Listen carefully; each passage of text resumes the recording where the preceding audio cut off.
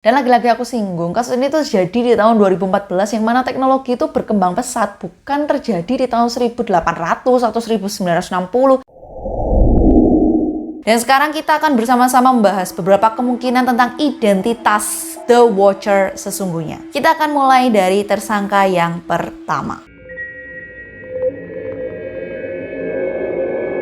Tersangka pertama ini adalah tersangka yang dicurigai secara langsung oleh Derek, yaitu adalah Michael Langford. Michael Langford ini adalah seorang pria yang berusia 60 tahunan yang tinggal di sebelah rumah 657 Boulevard. Dan pada saat itu dia tinggal bersama dengan ibunya yang berusia 90 tahunan dan juga beberapa saudara-saudara lainnya yang juga berusia di sekitar 60 tahunan. Nah, ayah Michael ini sendiri sudah meninggal 12 tahun lalu dan keluarga ini sudah tinggal di rumah itu sejak tahun 60-an. Dan jika kalian ingat di surat yang dikirimkan oleh The Watcher ini menyebutkan kalau ayahnya itu mulai mengamati 657 Boulevard sejak tahun 1960-an. Yang mana sesuai dengan kedatangan keluarga Langford yang mungkin saja waktu itu Langford juga masih anak-anak dan ya masih bisa bermain-main di 657 Boulevard. Kemudian di surat juga disebutkan kalau ayahnya si The Watcher ini sudah meninggal dunia dan itu sama dengan ayahnya si Michael ini yang juga sudah meninggal dunia. Dan ya karena ayahnya Michael ini sudah meninggal dunia, maka tahta atau penerusan untuk mengamati atau mengintai rumah 657 Boulevard ini sudah menjadi gilirannya Michael Langford. Nah, mungkin kalian di sini masih berpikiran, itu mah mungkin kebetulan aja, Dev, karena kan ya ada orang yang tinggal di sebelah rumahnya, usianya ya cukup sudah tua, rentan begitu, ayahnya sudah meninggal dunia 12 tahun yang lalu, dan ya yang sesuai lah dengan kriteria The Watcher. Dan waktu 12 tahun itu bukan waktu yang sebentar, tapi kenapa kok dia nggak menyurati keluarga Wood selama 12 tahun dia mengamati 657 Boulevard? Kenapa kok baru sekarang? Dan bisa jadi kalau The Watcher atau Michael ini menyurati keluarga Woods akan dengan mudahnya bisa menemukan siapa identitas sebenarnya dari The Watcher, yaitu Michael. Itu yang dipercayai. Nah, terus kalian penasaran kan? Kok bisa nih awal mulanya nama Michael Langford ini muncul dan diselidikin juga oleh pihak kepolisian dan juga dicurigai berat oleh Derek dan Maria. Semua ini bermula ketika 1 minggu setelah surat yang pertama datang, Derek dan Maria ini diundang sama tetangga-tetangganya untuk melakukan barbecue party di kompleks tersebut. Nah, disitulah mereka kenal dan berbicara dengan Michael dan mereka mengobrol, mereka saling bercerita hingga akhirnya Derek menyadari beberapa detail kehidupan Michael yang sepertinya mirip dengan The Watcher. Apalagi saat berbicara dengan Derek, Michael ini beberapa kali menyebutnya sebagai new neighbors atau tetangga baru yang juga merupakan kata-kata yang sempat disinggung di surat tersebut. Derek lalu mencoba mencari tahu tentang pandangan tetangga-tetangga lainnya tentang siapa ini Michael dan apa saja yang dilakukan Michael. Dan akhirnya Derek ini mengetahui kalau Michael itu memiliki kebiasaan yang cukup buruk, yaitu dia bisa masuk ke halaman tetangganya tanpa izin, kemudian dia akan mengintip ke dalam rumah tetangganya melalui jendela. Yang meskipun itu bisa terdengar sangat aneh, creepy, dan mengerikan, tetapi tetangga-tetangganya ini bilang kalau Michael itu tidak berbahaya dan memang itu kebiasaan Michael, memang dia rada unik aja. Jadi ya memang udah biasa, jadi kamu membiasakan diri aja lah. Tapi ya kalau menurutku rada horor ya,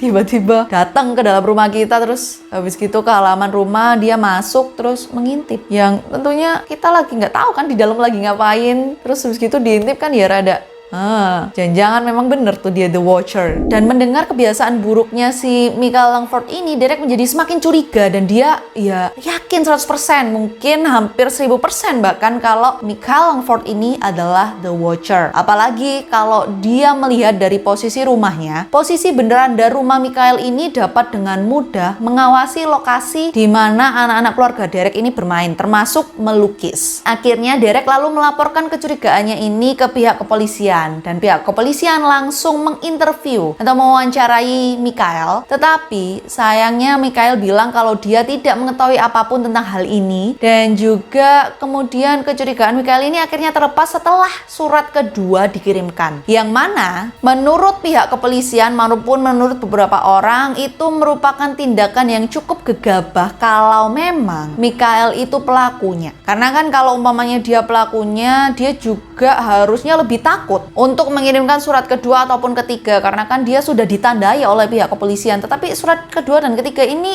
datang aja tetap di keluarga Broadus. Jadi kayaknya nggak mungkin deh kalau itu dikirimkan oleh pihak Mikhail. Dan kalaupun dilihat tentang cara bicaranya Mikhail, tingkah laku dan tutur katanya juga kayaknya ini orang baik-baik deh. Jadi nggak mungkin kalau si Mikhail Langford ini adalah The Watcher. Tapi ya kalau menurutku udah biasa banget kalau penjahat itu memiliki wajah yang baik-baik aja atau orang yang baik gitu. Ya bukan maksudku untuk semua orang baik adalah maksudnya wajahnya ya kan, looknya dan juga tingkah lakunya baik, itu belum tentu semuanya baik begitu. Dan aku nggak bilang itu semuanya. Tapi kalau kita melihat untuk penjahat-jahat yang melakukan kejahatan yang luar biasa, itu semua orang rata-rata bilang, wah masa sih dia kayak gitu? Kayaknya enggak deh, dia baik deh. Ya ampun, aku nggak pernah menyangka kalau dia kayak gitu. Selalu seperti itu yang dibicarakan oleh tetangga-tetangganya. Ya karena kan kita nggak pernah tahu apa isi hati orang. Dan ya menurutku bisa aja Langford ini adalah pelakunya.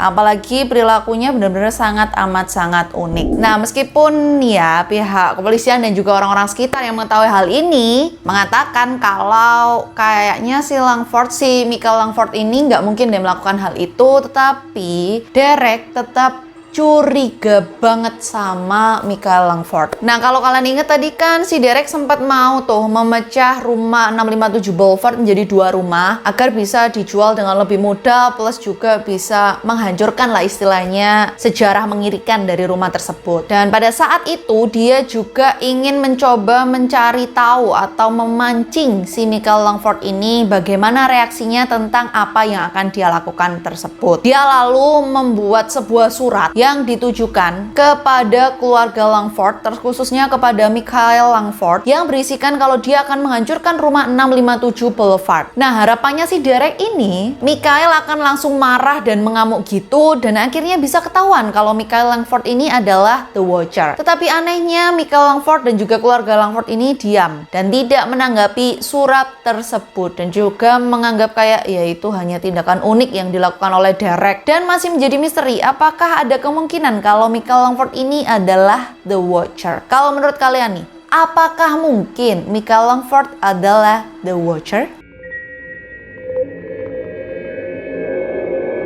Identitas selanjutnya dari The Watcher ini adalah sang penggila game atau game addict. Hal ini bermula ketika saat dilakukan penyelidikan dan monitoring CCTV setempat, pihak kepolisian menemukan bahwa ada sebuah klip yang menunjukkan sebuah mobil yang berhenti di depan rumah 657 Boulevard. Dan setelah diselidiki, ternyata mobil itu milik seorang wanita dari kota tetangga yang memiliki seorang pacar yang rumahnya berada di blok yang sama di mana rumah 657 Boulevard berada. Dan saat dimintai keterangan, wanita tersebut juga mengatakan kalau pacarnya ini sedang suka-sukanya atau lagi edik-ediknya dengan game. Dan game-game yang dia mainkan ini berisikan tentang kriminal-kriminal berat seperti itu dan membuat sejenis kayak mikir psikologisnya banget gitu. Dan katanya dia sedang memainkan satu game yang bernama The Watcher. Dan setelah mendengar hal ini, pihak kepolisian lalu segera mengirimkan surat untuk meminta pacar wanita ini hadir ke kantor polisi dan diinterview atau diwawancarai tentang apa yang dia lakukan pada saat itu dan kenapa dia juga berhenti di rumah 657 Boulevard. Tetapi sayangnya, meskipun pria ini bilang kalau dia tidak terlibat, dia tetap tidak mau datang ke kantor polisi untuk diwawancarai. Dan karena pihak kepolisian juga tidak memiliki bukti yang cukup untuk memaksa pria ini datang ke kantor polisi, akhirnya dia tidak pernah dimintai keterangan lebih lanjut. Dan juga meskipun pihak kepolisian sebenarnya sempat berpikir kalau ada kemungkinan jangan-jangan karakter game yang dimainkan pria ini juga bisa jadi tentang aktivitasnya The Watcher ini yang membuat pria ini ingin mencoba dan juga mengaplikasikannya di kehidupan nyata. Dan ya dengan target yaitu rumah 657 Boulevard yang mana dia tahu kalau rumah tersebut akan berganti kepemilikan dan juga psikologisnya orang-orang yang baru menempati rumah baru atau daerah baru itu biasanya lebih mudah untuk terusik. Sehingga oleh karena itulah pria ini memilih rumah itu menjadi targetnya. Tapi ya lagi-lagi karena ya tadi nggak ada bukti dan cuman asumsi-asumsi aja dan cuman perkiraan-perkiraan aja, ya sampai akhir itu hanyalah dugaan dan pria ini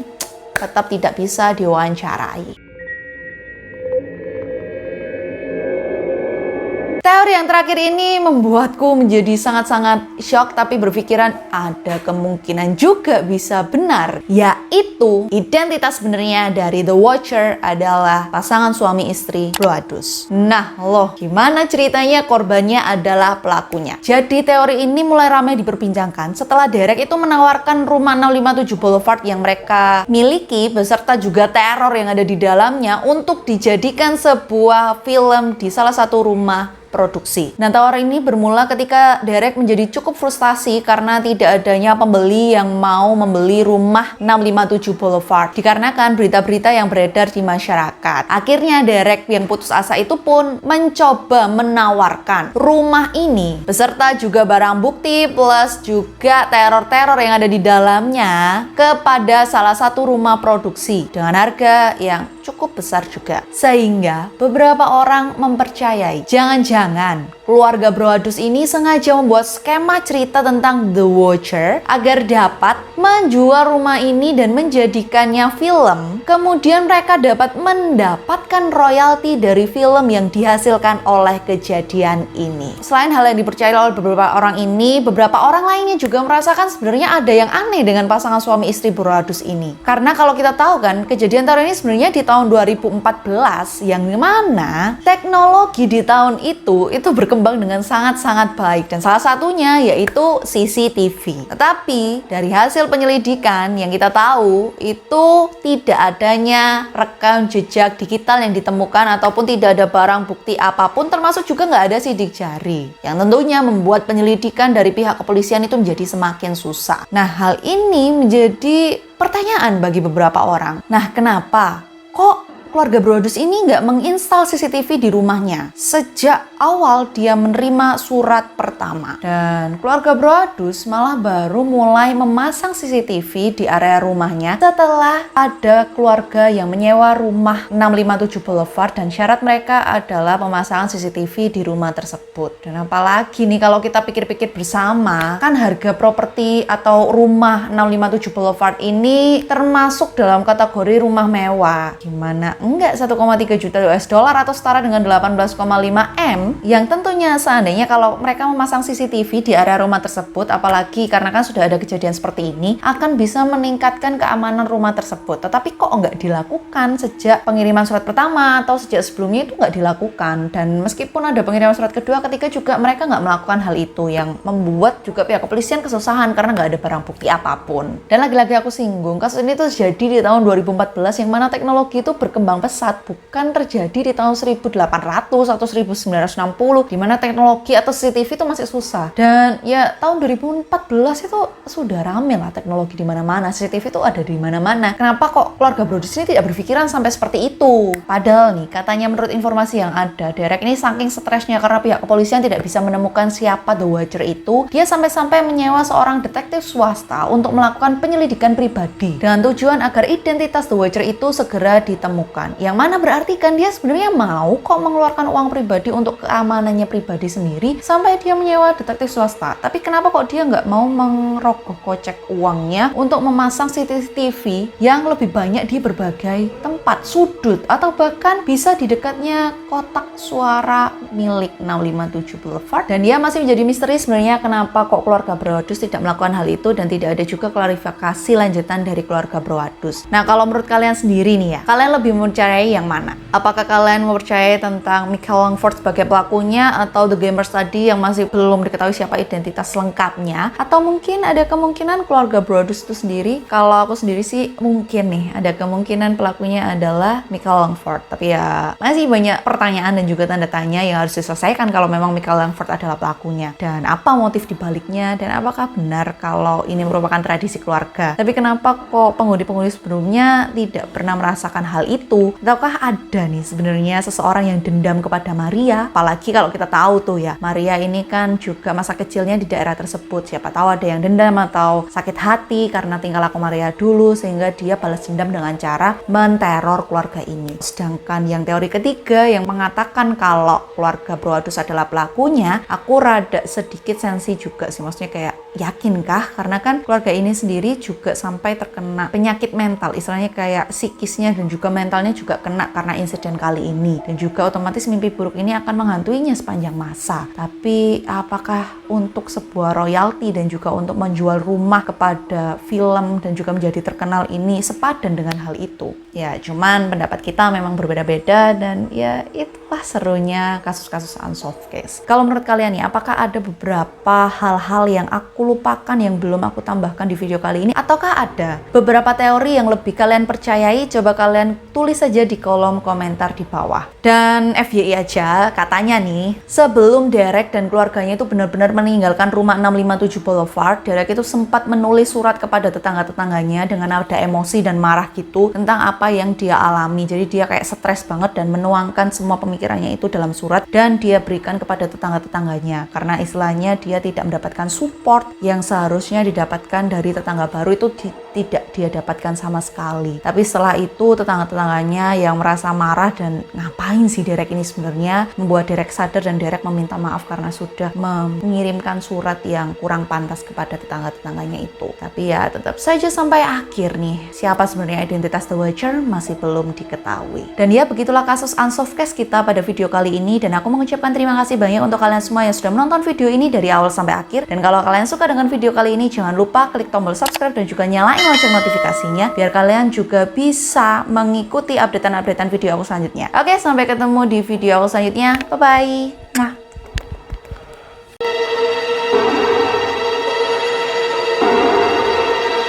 Nah, kalau kalian ingat tadi kan dan ya lagi-lagi aku singgung kasus ini bukan terjadi di tahun 1800-an atau mungkin di tahun 1960-an gitu. Enggak, kasus ini tuh terjadi di tahun 2016.